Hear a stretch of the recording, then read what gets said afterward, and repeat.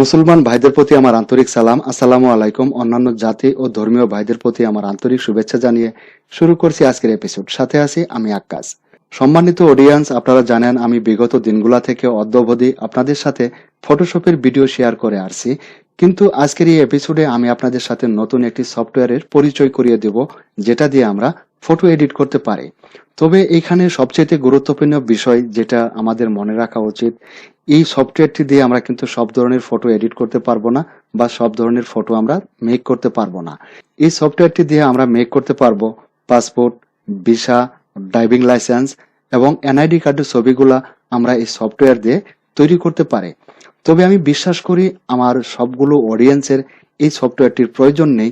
তবে এটা জানা থাকা ভালো, আমরা অনেক সময় কিন্তু ফটোশপের বিকল্প হিসেবে অন্য কোনো সফটওয়্যারকে খুঁজে পেতে চাই, যেটা দিয়ে আমরা খুব সহজে কোনো ছবি এডিট করতে পারি বা প্রিন্ট করতে পারি। তবে প্রিয় শিক্ষার্থী বন্ধুরা, আপনাদের মনে প্রশ্ন থাকতে পারে এই সফটওয়্যারটি আমরা কোথায় পাবো বা কিভাবে পাবো। দেখুন, এখন কিন্তু ইউটিউবে আসলে কোনো সফটওয়্যারের ডাউনলোড লিংক দেওয়াটা আসলে এটা কমিউনিটি গাইডলাইনের মধ্যে পড়ে।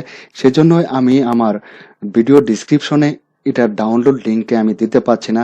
আপনি যদি গুগলে লিখে সার্চ করেন, মাত্র 3টি শব্দ আপনি লিখে সার্চ করবেন।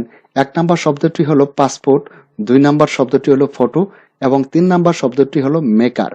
পাসপোর্ট, ফটো, মেকার লিখে আপনি যদি গুগলে সার্চ করেন, গুগলে সার্চ করার পর আপনি একটি ইন্টারপেজে চলে আসবেন। ওখানে আপনাকে এরকম দেখানো হবে, এই যে আপনারা দেখতে পাচ্ছেন পাসপোর্ট ফটো মেকার ডাউনলোড।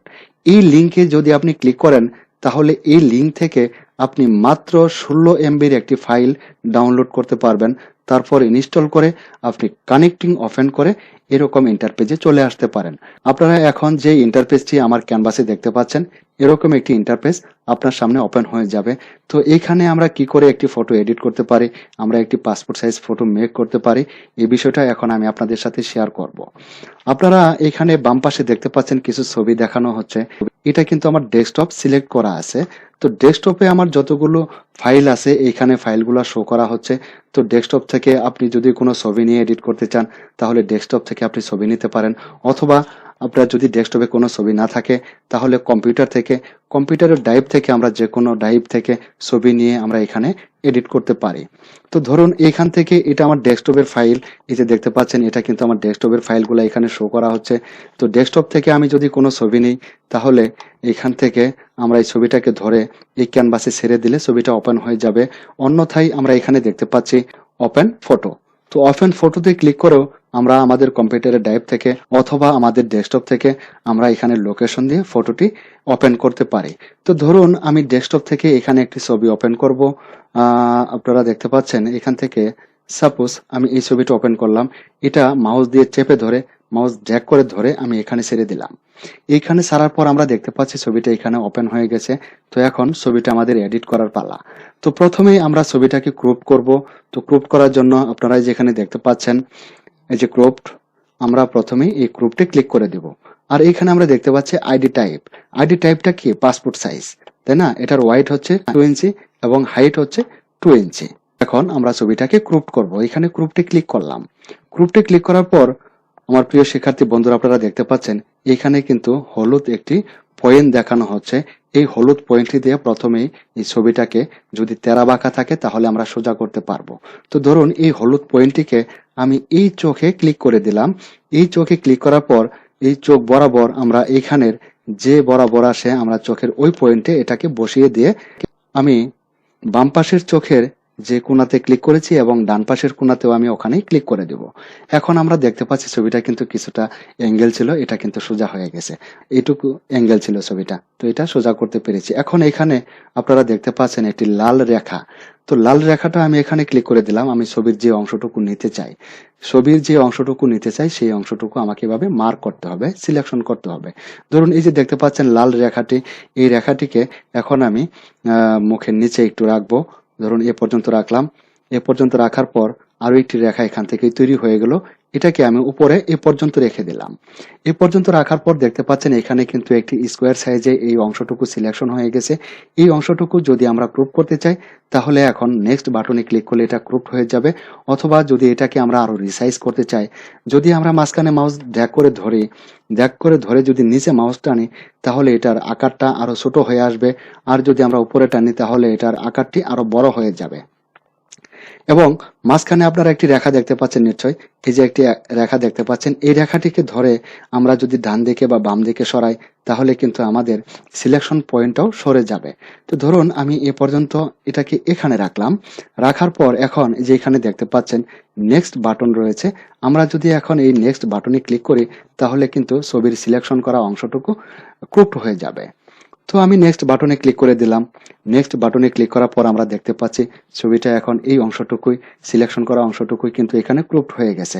তারপর এখানে আমরা আরো বেশ কিছু অপশন দেখতে পাচ্ছি, যে প্রথমেই আমরা এখানে দেখতে পাচ্ছি মেইন সেটিং, তারপর change background, photo warping, photo retouching. তো এই অপশনগুলো আমরা কিন্তু এই ছবিতে অ্যাপ্লাই করতে পারি। ধরুন আমরা যদি এখান থেকে ব্যাকগ্রাউন্ডটা চেঞ্জ করতে চাই তাহলে এই ব্যাকগ্রাউন্ডে আমাদের ক্লিক করতে হবে। এই ব্যাকগ্রাউন্ডে ক্লিক করার পর এরকম একটি পেজ আমাদের সামনে ওপেন হয়ে যাবে। এখান থেকে আমরা যদি এই যে দেখতে পাচ্ছেন এই বক্সে যদি আমরা ক্লিক করি তাহলে কিন্তু এখান থেকে আমাদের চয়েস মতো আমরা একটি ব্যাকগ্রাউন্ড দিতে পারবো।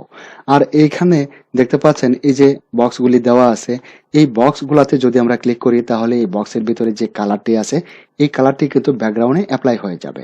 তো ধরুন আমি এখান থেকে ইয়েলো কালার যদি ক্লিক করি, দেখুন অটোমেটিক্যালি আমার কিন্তু সিলেকশন করতে হয় না, এই সফটওয়্যার কিন্তু অটোমেটিক্যালি ব্যাকগ্রাউন্ডটাকে সিলেকশন করে ব্যাকগ্রাউন্ডটাকে রিমুভ করে দিয়েছে। এবং আমরা যদি এটাতে ক্লিক করি তাহলে এটা ব্যাকগ্রাউন্ড চেঞ্জ হয়ে যাবে। এবং এই যে সিলেকশন কালারে যদি ক্লিক করি তাহলে আমাদের রুচি মতো, আমাদের ইচ্ছা মতো আমরা একটি ব্যাকগ্রাউন্ড কালার অ্যাড করতে পারবো। তারপর প্রিয় শিক্ষার্থী বন্ধুরা, আমরা এখানে দেখতে পাচ্ছি এই যে এখানে দেখতে পাচ্ছেন রিসেট, আন্ডো এবং রিডো। তো রিসেট, আন্ডো, রিডো যদি আমরা আন্ডো করি তাহলে আমরা কিছুটা পূর্বের অবস্থায় ফিরে যাব। এবং এখানে দেখতে পাচ্ছেন রিসেট লেখা আছে, যদি আমরা রিসেটে ক্লিক করি তাহলে কিন্তু আমরা সম্পূর্ণ যে কাজগুলি করেছি কাজগুলি একদম রিসেট হয়ে যাবে। এখন যদি আমরা অ্যাপ্লাই করি তাহলে যে ব্যাকগ্রাউন্ডটি আমরা অ্যাড করেছি এই ব্যাকগ্রাউন্ডটি বহাল থাকবে। তো ধরুন এটাকে আমি অ্যাপ্লাই করে দিলাম। অ্যাপ্লাই করার পর আমরা দেখতে পাচ্ছি ব্যাকগ্রাউন্ডটি এখানে বসে গেল। তারপর আমরা যেখানে দেখতে পাচ্ছি রিপ্লেস ক্লথ, এই রিপ্লেস ক্লথে যদি আমরা ক্লিক করি তাহলে এখান থেকে আমরা কিছু পোশাক বা ড্রেস আমরা এখান থেকে নিতে পারবো। এই যে দেখতে পাচ্ছেন এখানে বেশ কিছু ড্রেস এই সফটওয়্যারের পক্ষ থেকে দেওয়া আছে। তো এখান থেকে যে কোনো একটি ড্রেস আমরা নিতে পারি। ধরুন সাপোজ আমি এখান থেকে এই ড্রেসটি যদি ক্লিক করি, তারপর আমরা যেখানে দেখতে পাচ্ছি অ্যাপ্লাই ক্লথ, এটাতে আমরা ক্লিক করে দেব। এটাতে ক্লিক করলে কিন্তু এই কোডটি এখানে চলে আসবে।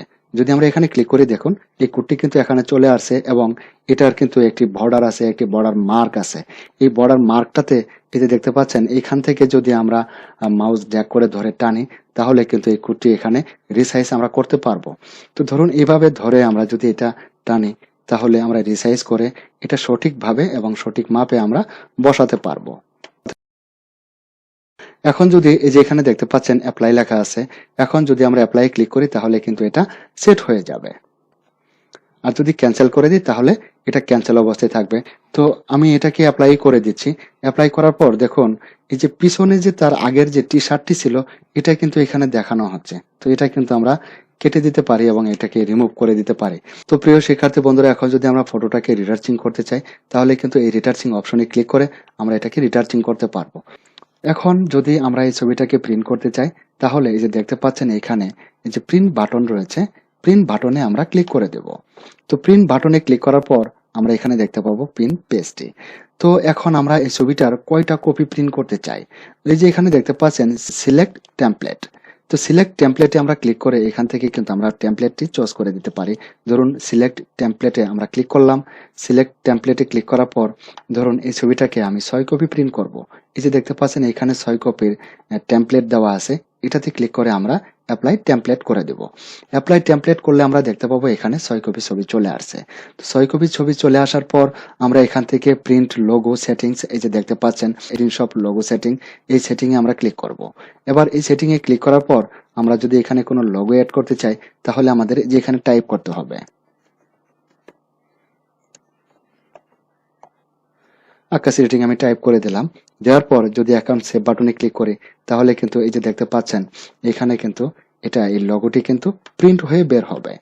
তো আমরা ছবির এরকম কোনো তথ্য দিয়েও আমরা এখান থেকে প্রিন্ট করতে পারি। তো তারপর আমরা টেমপ্লেটটিকে এখানে দেখতে পাচ্ছেন এই যে সেটিংস, এটা কিন্তু 4x6 ইঞ্চির একটি পেজ। আমরা যদি এই সেটিংসে ক্লিক করি তাহলে কিন্তু আমরা এখান থেকে পেজটিকেও সিলেক্ট করে দিতে পারি। ধরুন এই যে এখানে দেখতে পাচ্ছেন A4 সাইজের, আমরা যদি A4 সাইজে ক্লিক করি তাহলে কিন্তু আমাদের পেজটি A4 সাইজের হয়ে যাবে। এখন যদি আমরা সেভ বাটনে ক্লিক করে দিই তাহলে আমরা এখানে A4 সাইজের একটি পেজ দেখতে পাবো। তো প্রিয় শিক্ষার্থী বন্ধুরা, এখানে আরো সেটিংস রয়েছে। এই সেটিংস গুলা থেকে আমরা প্রথমে এই যে প্রাইস ম্যানেজমেন্ট, এটাতে আমরা ক্লিক করে দিলে এখান থেকে আমরা তিনটি অপশন দেখতে পাচ্ছি। প্রথমে মেনের মধ্যে যে দেখতে পাচ্ছেন এখানে অটোমেটিক, এটা অটোমেটিকে যদি আমরা চেক মার্ক দেই তাহলে কিন্তু আমরা ছবিটি সোজা করতে হবে না, অটোমেটিক্যালি ছবিটি সোজা হয়ে যাবে এবং ক্রুপ করার জন্য একটি বক্স চলে আসবে। তো প্রিয় শিক্ষার্থী বন্ধুরা, আমরা এভাবে ছবিগুলোকে সাজিয়ে তারপর আমরা প্রিন্ট করে নিতে পারি এবং এগুলাকে আমরা সেভ করে রাখতে পারি। যেমন এখান থেকে আমরা সেভ বাটন দেখতে পাচ্ছি, সেভ বাটনে ক্লিক করে আমরা সেভ করে রাখতে পারি এবং এটাকে আমরা প্রিন্ট করতে পারি। তো প্রিয় শিক্ষার্থী বন্ধুরা, ভিডিওটি ভালো লাগলে অন্তত একটি লাইক দিয়ে আমাকে ধন্য করবেন। আর যদি সম্ভব হয় অন্তত আপনার একজন বন্ধুর সাথে হলেও ভিডিওটি আপনার সোশ্যাল মিডিয়াতে একটু শেয়ার করে নেবেন। তো ভিডিওটি আমি এখানে শেষ করব। পরিশেষে আমাদের সুস্বাস্থ্য এবং ন্যায় খাদ্যানের প্রার্থনা মহান রাব্বুল আলামিনের দরবারে রেখে ভিডিওটি এখানেই শেষ করছি। আল্লাহ হাফেজ।